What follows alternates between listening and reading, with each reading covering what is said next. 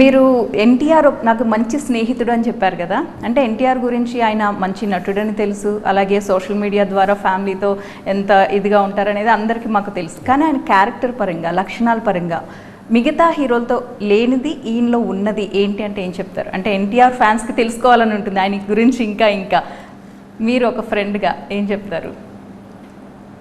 అంటే very unpredictable అండి.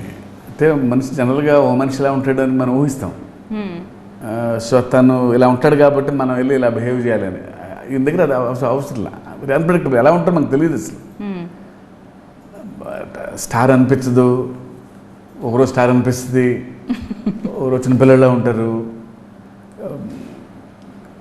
Very casual మనిషి. అంటే ముందు ఏది ఉండదు బ్యాగేజ్ ఆయనకి.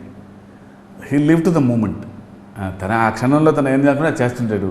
ఏ మూడ్లో ఉంటే ఆ మూడ్లో ఉంటారు. యాక్టింగ్ చేయరు బయట.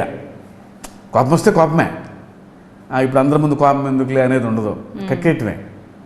తనకు నవ్వు వస్తే గట్టిగట్టిగా నవ్వాల్సిందే, అందరం నవ్వితే బాగోదు, ఇన్ని లెక్కలు ఉండవు ఆయన దగ్గర. సో అది హ్యాపీ, చాలా ఈజీ ఆయనతో.